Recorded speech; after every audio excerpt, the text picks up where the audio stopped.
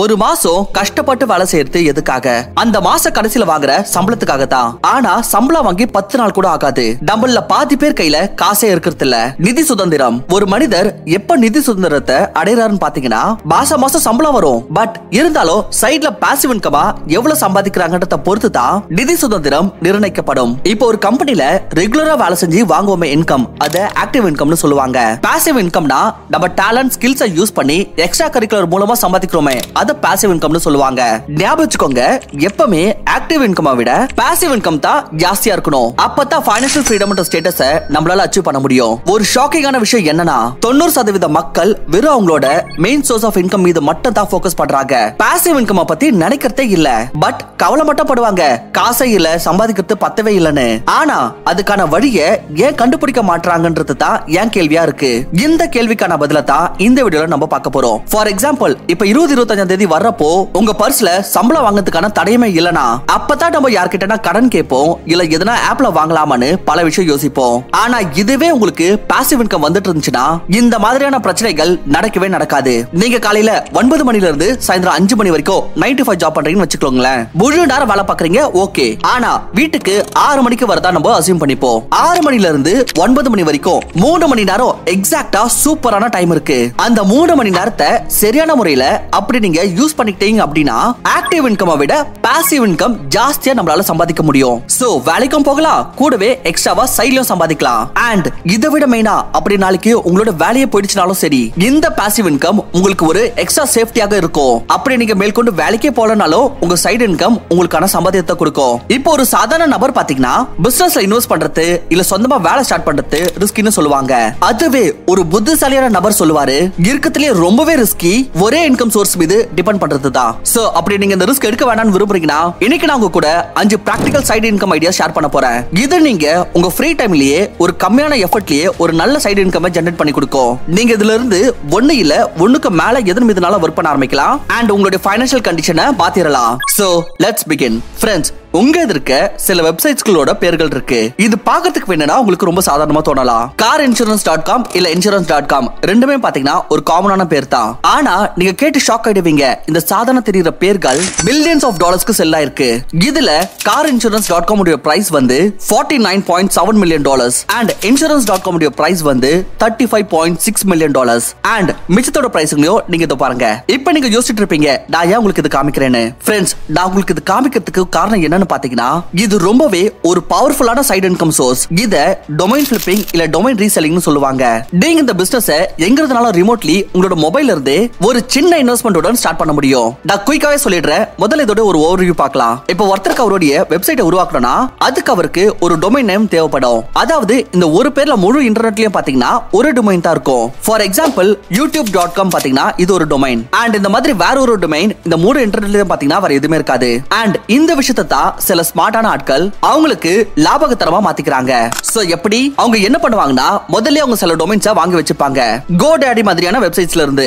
And பிறகு வேற யாரனா ஒருத்தருக்கு அந்த டொமைன் தேவைப்படுறப்போ அப்ப அவங்க கிட்ட வேற எந்த ஒரு ஆப்ஷனும் இருக்காது டொமைன் ரீசெல்லர்ஸ் தவிர. பிறகு டொமைன் ரீசெல்லர்ஸ் அவங்களுக்கு மனசு பிரகாரம் பிரைஸ் செட் பண்ணுவாங்க அண்ட் எதிர்க்க இருக்கிறவங்க ஒத்துக்க வேண்டியதா ஆகும். ஃபார் எக்ஸாம்பிள், எலான் மஸ்கோட கம்பெனி வந்து டெஸ்லா. இதோட டொமைன் நேம் tesla.com வந்து ஆல்ரெடி வேற ஒருத்தர் வந்து வாங்கி வச்சிருந்தாரு. இது அவர்கிட்ட இருந்து வாங்குறதுக்காக எலான் மஸ்க் வந்து $10 மில்லியன் பே பண்ண வேண்டியதானது. இதுதான் பவர் டொமைன் ஃபிளிப்பிங்கோட. உண்மை சொல்லனா மில்லியன்ஸ் ஆஃப் டாலர்ஸ்ல விற்கக்கூடிய டொமைன்ஸை கண்டுபிடிச்சு ஓவர் நைட்ல பில்லியனர் ஆகிறது ஒன்னும் பிராக்டிகல் கிடையாது. ஹவவர், நீங்க மலிவான டொமைன்ஸை டீசன்ட் பிரைஸ்ல செல் பண்ணி ஒரு generous amount of side income கண்டிப்பா உருவாக்கலாம். உங்களுக்கு ஒரு .com இமெயில் சில $100 கிடைக்க ஆரம்பிச்சிடும். இந்த மாதிரி சில நல்ல டொமைன்ஸ் எது உங்களுக்கு ஃபீல் ஆகுதோ இதுல நல்ல பொட்டன்ஷியல் இருக்குன்னு அதை நீங்க வாங்க முடியும். அண்ட் அதோட பிரைஸ் அதிகரிச்சு அகைன் அதே மார்க்கெட்லயே ரீசெல் பண்றதுக்கு நீங்க போடலாம். வேற இவ்வளவுதான், வேற எந்த எஃபர்ட் போடணும் நீங்க அவசியமே இல்ல. டொமைன் இண்டஸ்ட்ரி இது வந்து ஒரு growing இண்டஸ்ட்ரி. இதோட லாஸ்ட் இயர் பிசினஸ் பாத்தீங்கன்னா more than $9 பில்லியன் பண்ணிருக்காங்க. சோ நீங்க இந்த ஆழ் கடல்ல இருந்து உங்களுக்காக கொஞ்சமாச்சும் எடுக்க முடிஞ்சாலும் then trust me, நீங்க கண்டிப்பா ஒரு லாபத்துல இருப்பீங்க. நெக்ஸ்ட் சைடு இன்கம் ஐடியா வந்து யூடியூப். ஐ நோ யாரெல்லாம் யூடியூப்ல வீடியோஸ் போட்டு ஃப்ரஸ்ட்ரேட் ஆயிருக்காங்களோ அவங்க கண்டிப்பா கமெண்ட்ஸ்ல திட்டுவாங்க, யூடியூப் ஒர்க் ஆகாது, உனக்கு கிளிக் ஆயிடுச்சு, நீ நாலேஜ்ல சொல்லாத. பட் வேற யூடியூப் வந்து ஒரு ஃப்ளுக் தான். சோ இந்த மாதிரி ஆட்களுக்கு நான் வேற ஒண்ணுதான் சொல்லுவேன், முதல்ல நான் சொல்றத கேளுங்க, அதுக்கப்புறம் உங்களோட ஒப்பீனியனை உருவாக்குங்க.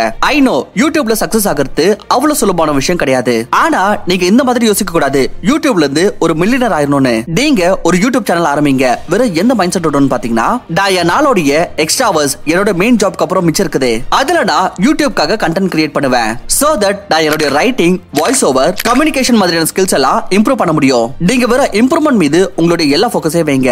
ஒவ்வொரு வீடியோவுடன் வெறும் 1% இம்ப்ரூவ் பண்றதுக்கு முயற்சி பண்ணிட்டே இருங்க. அண்ட் கண்டென்ட் கிரியேட் பண்ணிக்கிட்டே இருங்க.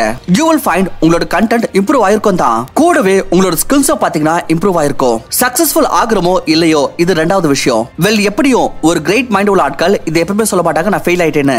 ஒன்னு அவங்க வெற்றி பெறுவாங்க, இல்ல அவங்க கத்துக்கொள்வாங்க. அண்ட் வெல் யூடியூப்ல கண்டென்ட் கிரியேட் பண்றதுக்கு நீங்க ஒன்றும் எக்ஸ்பர்ட்டாக இருக்கணும்னு அவசியம் இல்ல. உங்களுக்கு என்ன வருமோ அதுக்கு ரிலேட்டட் நீங்க கண்டென்ட் கிரியேட் பண்ணலாம் உங்களுடைய ஃபீல்ட்லயே. உதாரணத்துக்கு இவர் தான் ராஜேஷ், ஒரு ட்ரக் டிரைவர். இவர் ட்ரக் லைஃப்ஸ் உடைய வீடியோஸ் உருவாக்குவாரு. அண்ட் இவர் யூடியூப்ல ஓவர் 2 மில்லியன் சப்ஸ்கிரைபர்ஸ் இருக்காங்க. ஒரு பாட்காஸ்ட்ல இவரே சொல்லியிருந்தாரு இவரோட ஹையஸ்ட் earning வந்து ஒரு வீடியோல 2 லட்சம் ரூபாய் கிடைச்சதா. யார் தான் சொல்லுவாங்க ட்ரக் லைஃப்ல பாக்கிறதுக்கு மக்கள் இவ்வளவு இன்ட்ரெஸ்ட் காமிப்பாங்கன்னு. வெல் ராஜேஷ்கே பாத்தீங்கன்னா அவர் ஃபேமஸ் ஆகிறதுக்கு முன்னாடி இதெல்லாம் தெரிஞ்சிருக்காது. பட் ராஜேஷ் வந்து அவரோட ஃப்ரீ டைம் யூஸ் பண்ணி வீடியோஸ் உருவாக்குனாரு. அண்ட் இப்போ உலகம் அவரை பார்த்துட்டு இருக்கு. இங்க பாருங்க, ஒரு சைடு ஹசல்ன்ற விஷயத்துல பாத்தீங்கன்னா நான் எப்பவுமே யூடியூப்ல முதல்ல வைப்பேன்.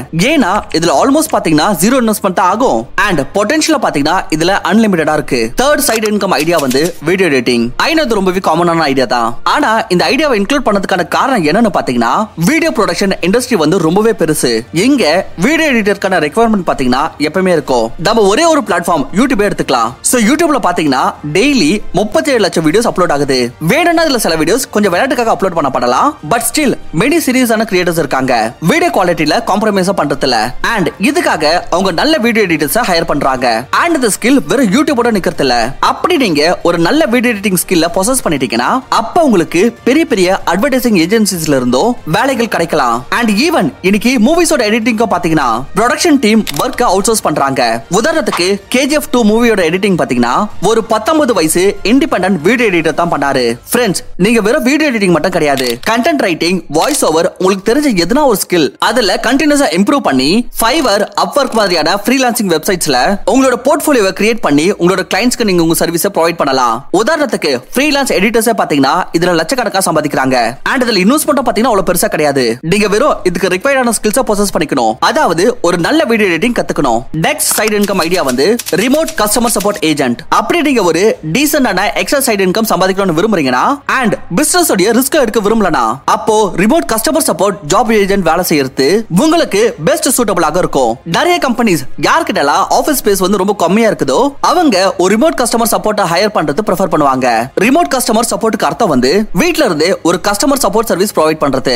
இதுக்கு நீங்க பேசிக்கான கம்யூனிகேஷன் ஸ்கில் கத்துக்க வேண்டியது இருக்கும். அண்ட் நீங்க வீட்ல இருந்து சைட் ஜாப் பண்ணலாம். Part time as well as full time ரெண்டு ஆப்ஷன் உங்களுக்கு இதுல கிடைக்க கூடும். உங்ககிட்ட ஒரு பிசி, ஒரு ஹெட்செட் அண்ட் ஃபாஸ்ட் இன்டர்நெட் கனெக்ஷனும் தேவைப்படும் இந்த ஜாப்க்கு அப்ளை பண்றதுக்கு. இதுல இருந்து கிடைக்கக்கூடிய salary ஒரு டீசன்ட்டான சைடு இன்கம் சோர்ஸாக உங்களுக்கு மாறும். உங்களுடைய ஜாப் கூடவே நீங்க செய்யக்கூடிய last side income source idea வந்து உங்களுடைய ஹவுஸ் ஹோல்டோட பொருட்களை ரெண்டுக்கு கொடுக்கிறது. இங்க பாருங்க, நீங்க ஒரு சின்ன பொருள்ல இருந்து ஒரு பெரிய பொருள் வரைக்கும் ரெண்ட்ல கொடுத்து அதுல இருந்து இன்கம் ஜெனரேட் பண்ண முடியும். பெரிய விஷயத்துல என்ன இன்க்ளூடட்னு பாத்தீங்கன்னா ஒரு காலியா இருக்கிற அறை இல்ல ஒரு ஸ்டோர் ரூம். இதுல யாரா ஒருத்தர் தங்க வைக்கலாம், இல்ல பொருட்களை வைக்க விடலாம். இதுக்கு பதில் நீங்க அவங்க கிட்ட இருந்து ஒரு சார்ஜ் பண்ண முடியும். அண்ட் உட்காந்துக்கிட்டே ரெகுலரான ஒரு சைடு இன்கம் ஜெனரேட் பண்ண முடியும். அண்ட் ரெண்டாவது பெரிய விஷயம், நீங்க ரெண்ட்ல கொடுத்து எதுல இருந்து நீங்க இன்கம் ஜெனரேட் பண்ண முடியும்னு பாத்தீங்கன்னா அது வந்து உங்களுடைய வெஹிக்கிள், லைக் உங்களுடைய கார் இல்ல பைக், ஈவன் ஒரு பைசைக்கிள் கூட ரெண்ட்ல கொடுத்து நீங்க ஒரு சைடு இன்கம் ஜெனரேட் பண்ணலாம். அப்படி உங்களோட வெஹிக்கிள் ரொம்பவே கம்மியா தான் யூஸ் பண்றீங்கன்னா, டெய்லி யூஸ் பண்றது இல்லனா, அப்ப நீங்க வேற ஒரு டிரைவிங் லைசென்ஸ் ஹோல்டர் கிட்ட சில மணி நேரத்துக்கு இல்ல சில நாட்களுக்கு ரெண்ட்டுக்கு கொடுக்கலாம்.